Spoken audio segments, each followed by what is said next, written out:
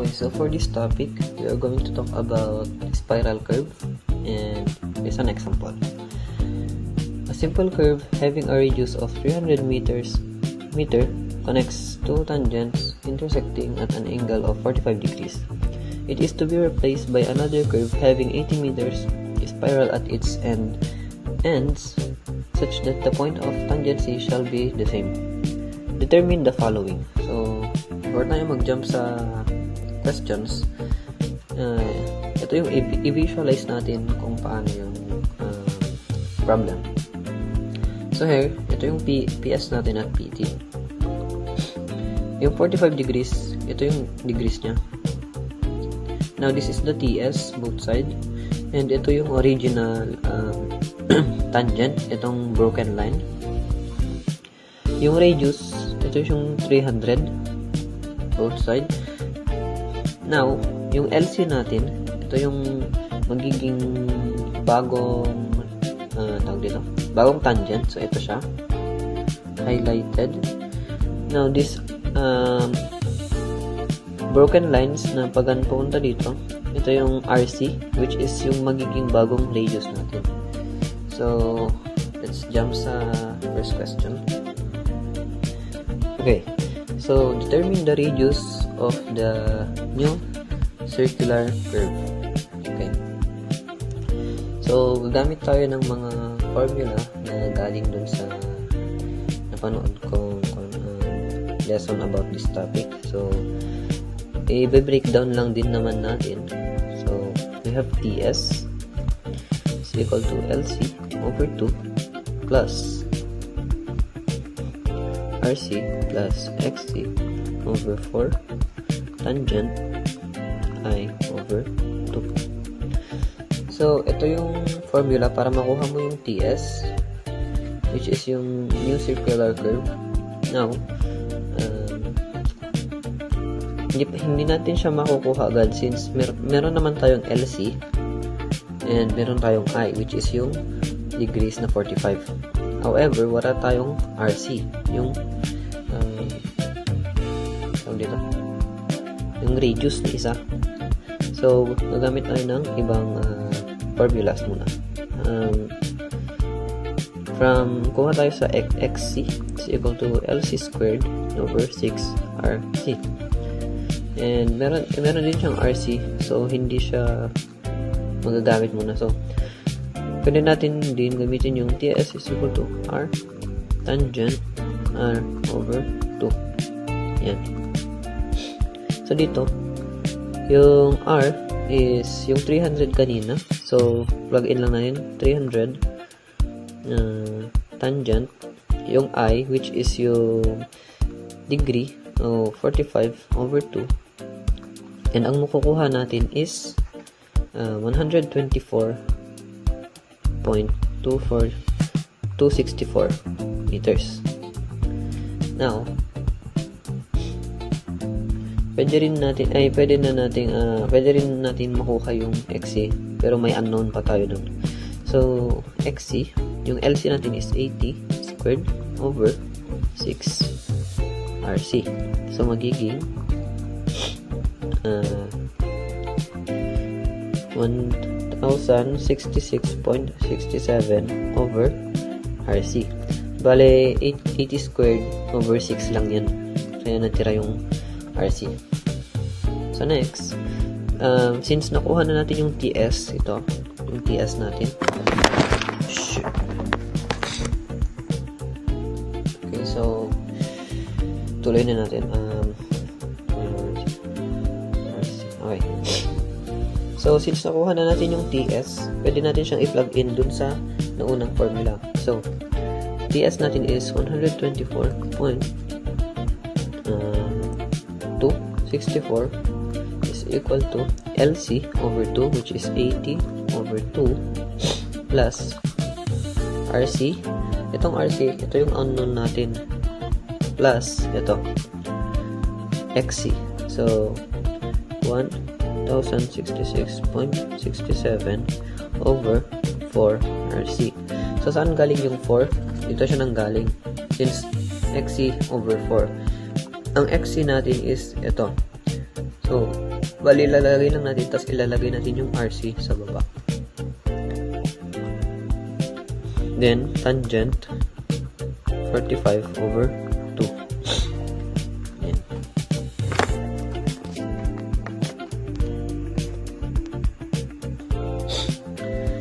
Then,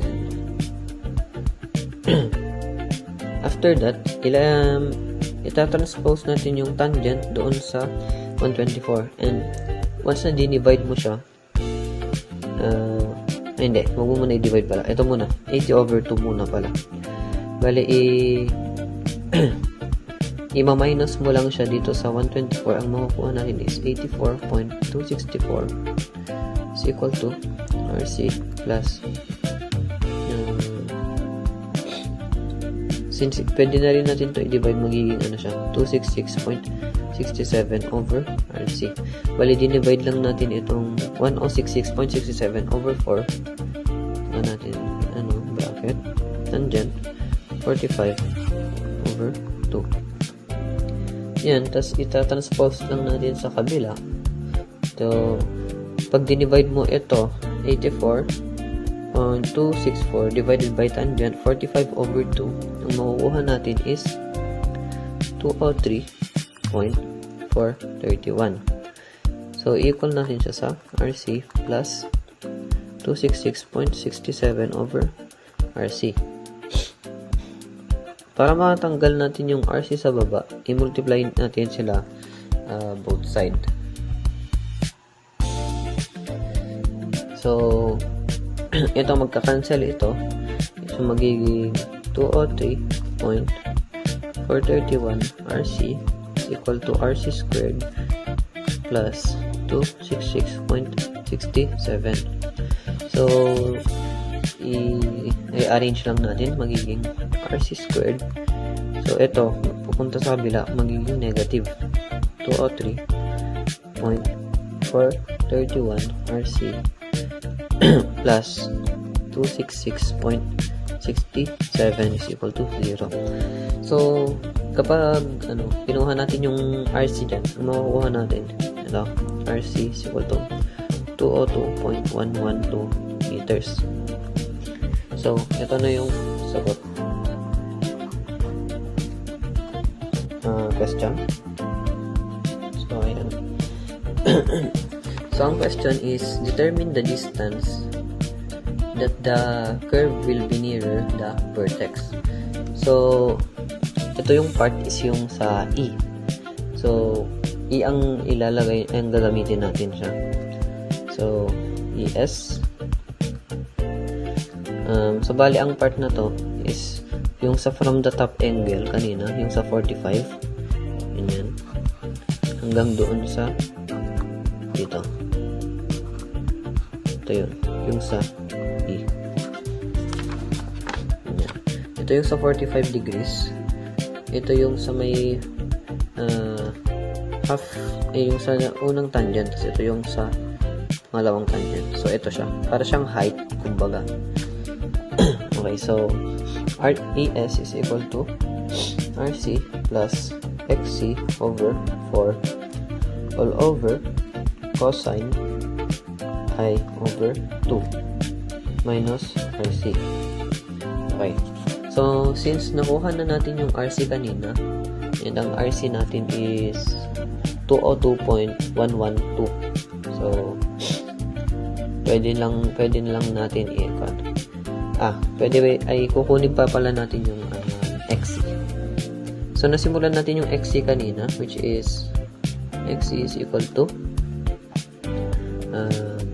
diba ang nakuha natin sa XC is 1066.67 over RC.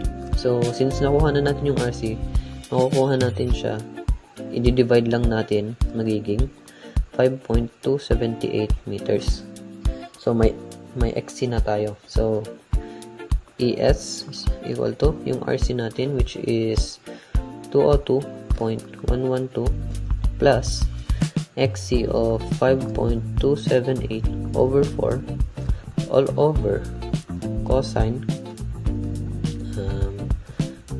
yung I natin 45 over 2 minus 202.112. So, minus RC din yun. So, kapag nilagay mo na lang sa calculator para mas mabilis, ang makukuha natin is 18.081 meter. So, ito na yung sagot. So, next. Okay. So, number 3 or C. Determine the central angle of the circular curve. Okay. So, ang formula natin dyan is 2 SC is equal to I minus IC. So, itong mga formula is galing dun sa lesson na derive siya dyan. And ginagamit na lang natin siya by kung kailan natin need gamitin. Okay. So, pwede rin natin itong i-derive into IC is equal to I minus 2 SC. Where SC is equal to LC over 2RC times 180 degrees. Convert natin sa degrees. So, ang makukuha natin SC is equal to 11.339 meters. Convert natin. So, itong LC kanina, ito yung 80 meters and RC, ito yung nakuha natin kanina. So, i-plug in mo lang lahat. Makukuha mo is ito, SC. Next, since nakuha na natin yung SC, pwede na natin ilagay dito sa IC. So, IC is equal to ang I natin is 45 minus 2 times 11.339. So, ang makukuha natin is IC is equal to 22.322 meters. 322. 22.322. So, ayan yung I natin. So, proceed tayo sa letter D. Okay. So, letter D is determine the deflection angle at the end point of the spiral. So, ito, formula naman natin dito is I is equal to SC over 3 or 1/3 SC. So, yun lang. So, plug in lang natin SC, itong nakuha natin dito. So, 11.339 all over 3. Ang makukuha nating I is equal to 3.780. So, ni-round up ko lang itong mga sagot. Yan. Ito yung sagot. So, proceed tayo sa letter E. Okay. So, letter E. So, determine the offset from the tangent at the end of the point of the spiral. So, ito is na-solve na actually natin kanina. Ito yung XC natin. Yeah. So, XC is equal to LC squared over 6RC. So, sinolve na natin to kanina. And, ang lumabas is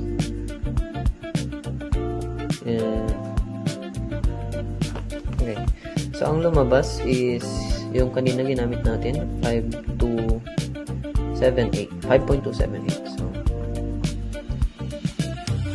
So, kung ano na ulit natin. So, LC natin is 80 squared over 6 times 202.112. Yan. So, makukuha natin ito.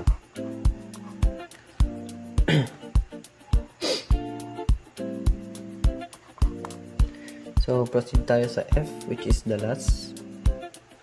Okay, for the last F, so determine the distance along the tangent at the midpoint of the spiral. So, itong part na to, so ipapakita ko na lang mamaya kung saang part. Ito yung sa Y part na to. And ang hinahanap is midpoint, therefore, kalahati. So, formula natin is y is equal to L minus L raised to 5 all over 40 RC squared LC squared. RC lang pala. My bad. Tapos, so wala tayong L. And, hahanapin din natin yan. And, ang sabi niya is 1/2. So, L is equal to 1/2. Ay, midpoint. So, 1/2. So, 1/2 times 80. Ito yung sa LC natin. So, ang sagot is 40. Then, pwede na natin i-plug in. So, y is equal to 40 minus 40 raised to 5 all over 40 times yung RC natin is 202.112 times LC. Ang LC natin is 80 squared. And ang makukuha natin is y is equal to 38.021 meters. So, yun lang yung sagot.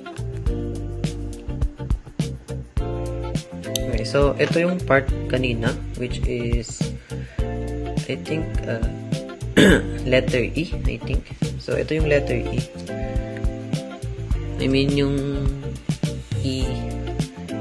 So, I think letter B pala. Letter B, yung E. So, ito yung na part. From here to ito siya. Yan.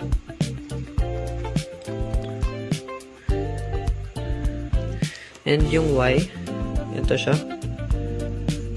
Since midpoint lang, ito.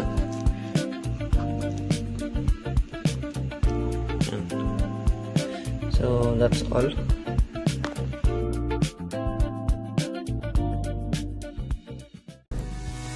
Hello everyone, this is an area of irregular boundaries problem.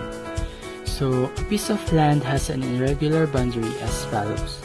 So, ito yung mga stations niya at ito po yung mga offset distance. So, in meters siya. So, hinahanap dito, letter A, determine the area of the land by trapezoid rule. And B, determine the area of the land by Simpson's 1/3 rule.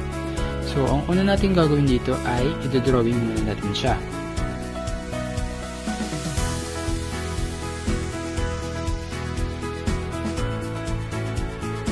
So, after natin ma-drawing, pwede natin kunin yung letter A. So, kinukuha sa letter A yung area by trapezoid rule. So, meron tayo ditong formula. And, input lang natin yung mga station. So, ang view natin is 20. And each one natin is 8.52. Plus, each n, ito.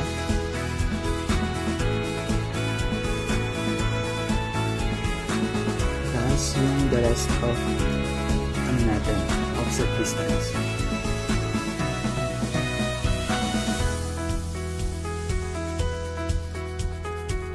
So, pag i-input natin yun sa calculator, ito yung makukuha natin. 1855.8 meters. So, yun yung area niya.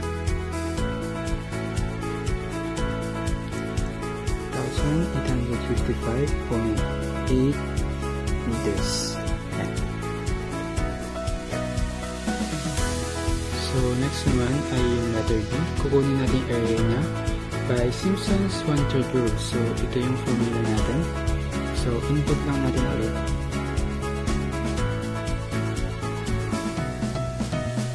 So, each one natin is 8.52 plus 4 times yung mga even nating stations.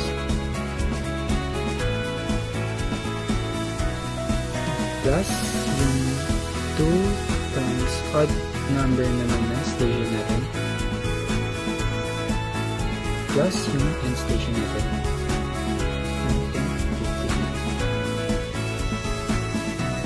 So pag input natin sa calculator, ito yung makuha natin.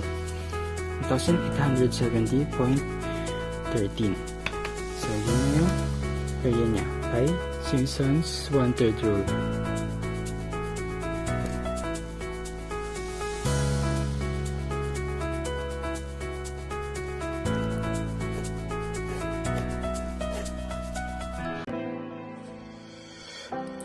Hello everyone, the topic that I will going to solve is reverse curve.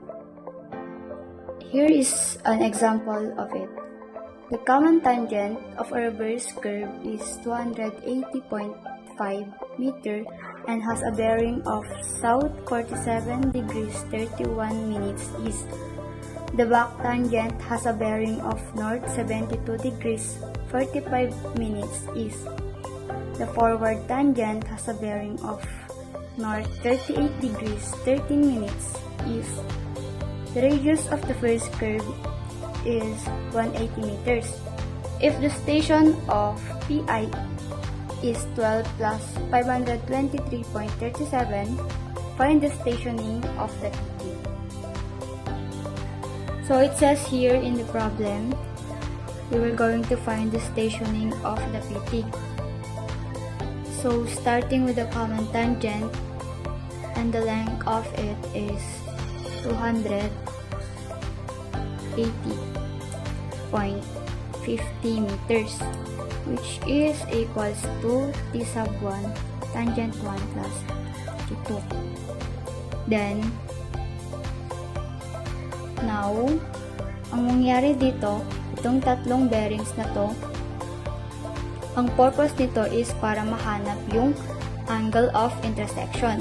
So first, I will going to sketch it, then solve for the angle of intersections. First one is the common tangent with a bearing of 47 degrees 31 minutes. And here is the back tangent with a bearing of 72 degrees 45 minutes. And also here, I'm going to extend it because we will going to solve the angle of intersections. The degree of 72 degrees 45 minutes. Lastly, the forward tangent with the bearings of 38 degrees 13 minutes, and I'm going to extend here it also here with a bearing of 47 degrees 31 minutes, and this point here is the PI and PI2. Okay, let's solve for the I1 and I2.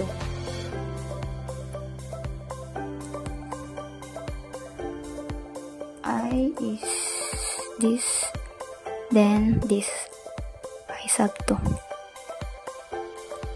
going to solve the I1 first.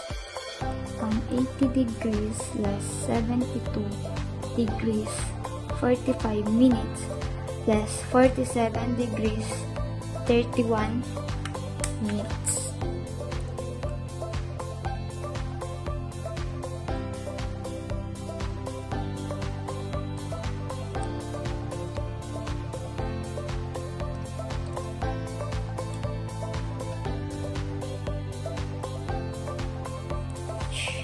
Is 59 degrees 44 minutes. Solve for the I2. 180 less 38 degrees 13 minutes is 47 degrees 31 minutes. 80 less 38 degrees 13, 47 degrees 31 equals to 94 degrees 16 minutes. Then, para lang hindi ako malito habang nagsasolve, sketch ko ulit to dito. excluding the bearings, only the eyes that I have na-solve ko. Here.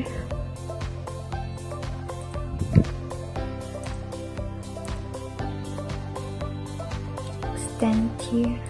Then I is 59 degrees 44 minutes.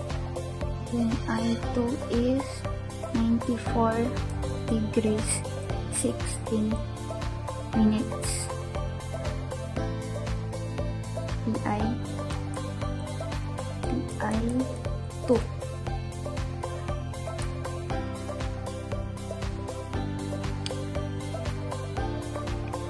Then sa problem, given yung radius for the first curve, which is 180 m. So, mag-start ako dito ng PC, then dito yung PRC, then dito yung PT na need natin i-solve yung point of tangency. Sketch natin yung radius. Same here.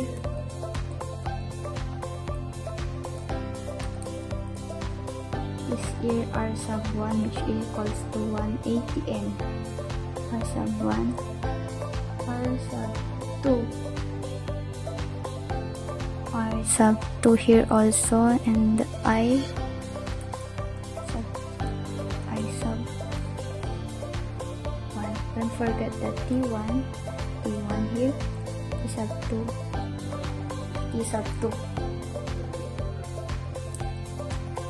Sabi dito sa problem, the radius of the first curve sabi dito sa problem, given yung PI, which is 12 plus 523.37. Palagay natin dito. Station. 12 plus 523.37.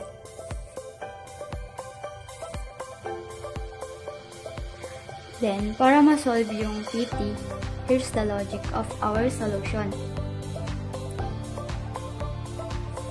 Let's do here yung curve pala.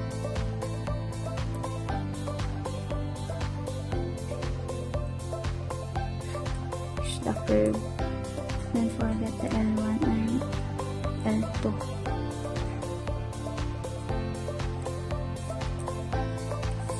Left. Para ma-solve ang PT, here's the logic of our solution. Mag-start ako dito, atras ako sa T1, so maglalas siya. Therefore, station for PT, station PI,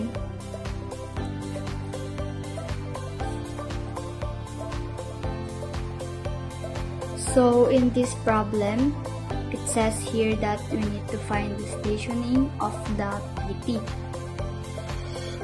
So, starting with the common tangent with a length of 280.5 equals siya sa T1 plus T2.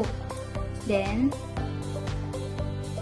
what will happen now is this bearings, ang purpose lang naman ito is para mahanap yung angle of intersections. So, to solve that, we're going to sketch it first. This is the common tangent with a bearing of 47 degrees 31 minutes. And here is the back tangent with a bearing of 72 degrees 45 minutes. And here also is the forward tangent with a bearing of 38 degrees 13 minutes. I will going to extend this for us to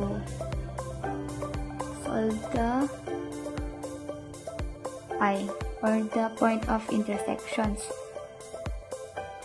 Here also is 72 degrees 45 minutes. Also 47 degrees 31 minutes. This is I. So here is I sub 2. And let's solve for I sub 1. 80 degrees plus 72 degrees 45 minutes plus 47 degrees 31 minutes. Let's input that to the calculator.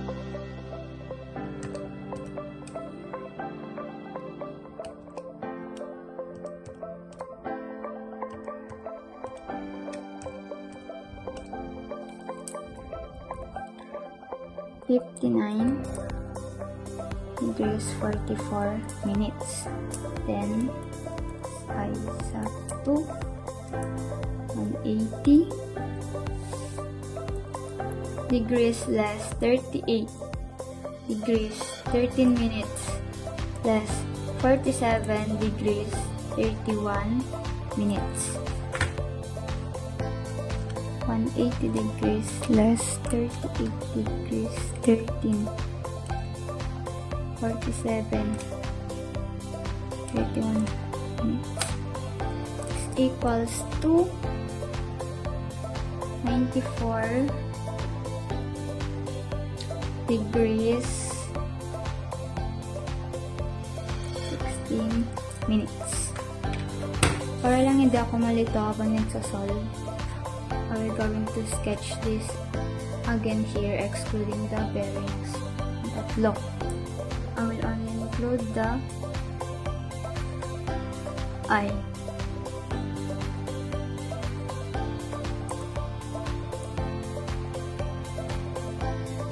Look at that. This is PI, point of intersection, PI 2. I sub 1 is 59 degrees 44 minutes. Here also is I2, which is equals siya sa 94 degrees 16 minutes. So, after natin ma-solve ito, tingnan natin ulit yung given sa problem na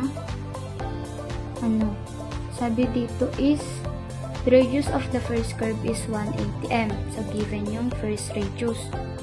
Then, ang given pa dyan is PI, which is 12 plus 523.37. Sketch muna natin dito yung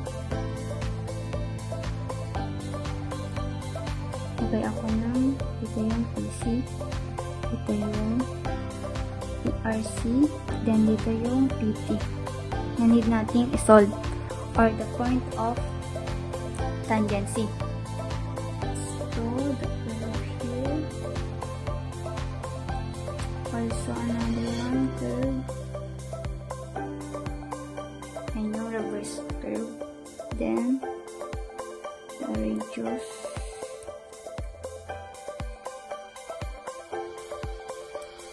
also here.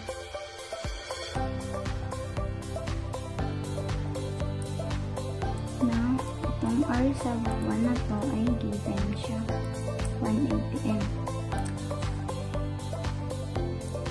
R sub 1 din dito, R sub 1 dito, tsaka dito. This is the L sub 1, L sub 2. Don't forget the T1, T1 here, T2, T2.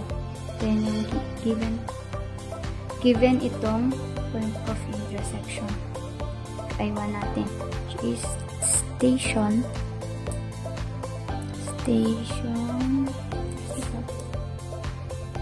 12 12 plus 5 to 3.37. So, ito. Paano natin kunin? Para ma-solve to, here's the logic of our solution. Ito tayo mag-P1.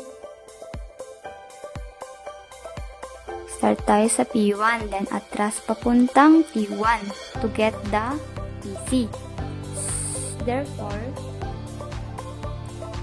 station of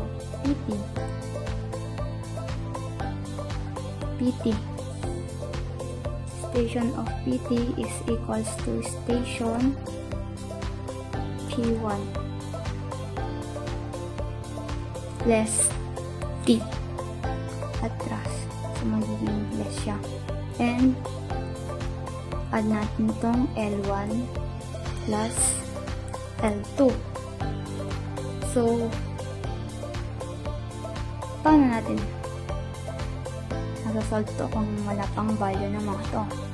So, first, we're going to solve the value of this. Itong tatlo. Start tayo sa P1.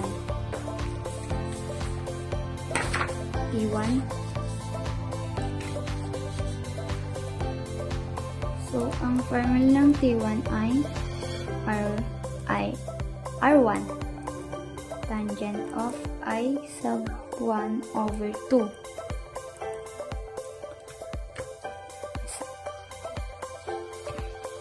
Reduce natin ay 180 tangent of I sub 1 59 degrees 44 minutes over 2. Let's input that to the calculator. 180 times 59 degrees 44 minutes over 2 equals siya sa 103.365 m. Then let's solve for the L sub 1, which ang formula nito is pi L sub 1 i over 180 degrees equals pi, syempre, 180 times, again this I sub 1 natin is 59 degrees 44 minutes over 180 degrees. Put again to that, input that again to calculator. Pi 180 times 59 44 180 degrees equals to 187.658 meter. Then let's solve for the L2. Paano natin isa-solve yung L2 kung hindi naman given yung R2? So, gamit yung kawan tangent kanina na ito 280.5 is equals to T1 plus T2. Gamit to, masasolve natin yung value ng T2, which is, we can directly solve that. Magiging T1 plus T2 is equals to 280.5 T2 transpose that T1, magiging yung value ng T1 natin is magiging less siya. So, less 103.365.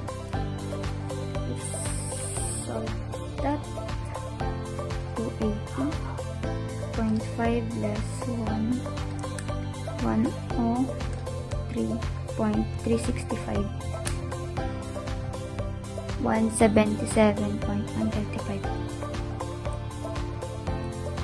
Ang value ng tangent 2. Solve na natin yung radius using the formula na ito, r sub 2. Para ma-solve natin to,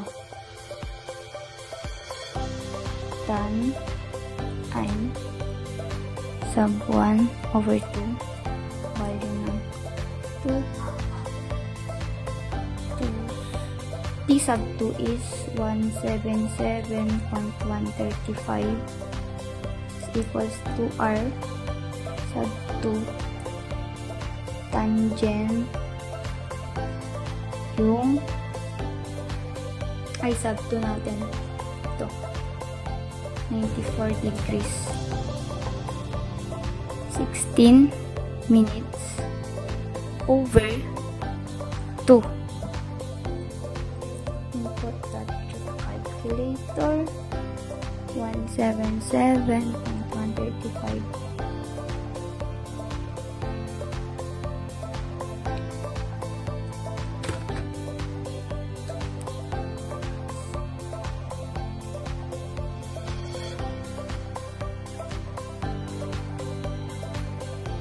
Tan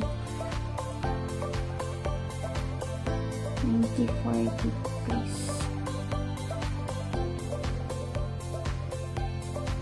16.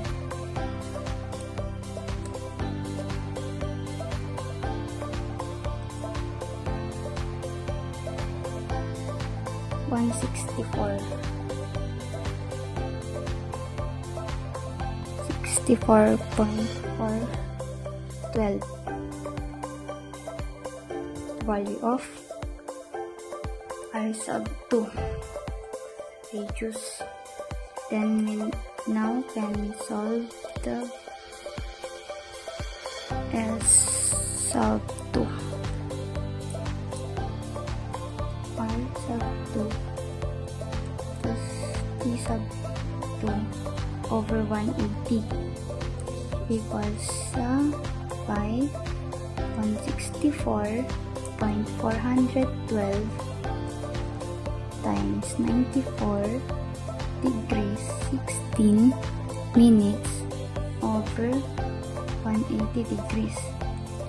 Input that to the calculator.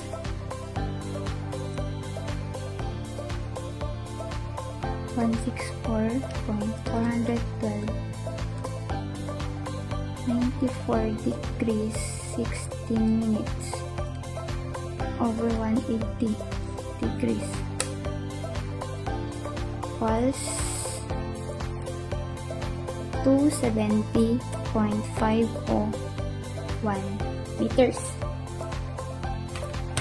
Now, nakuha na natin yung value ni T1, L1, and L2.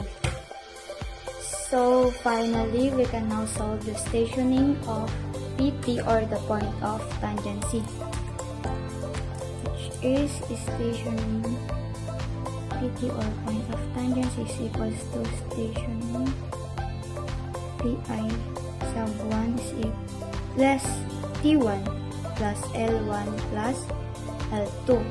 The value of stationing T1 is 12 plus 523.37 plus the T1 is 103.365 plus L1 is 187.6 1.658 plus the value of L2 is 270.501. Then plug in these values to the calculator. 12,523.37 plus 103.365 plus 187.658 plus 270.501 equals to station 12 plus 78.164, and that is the answer.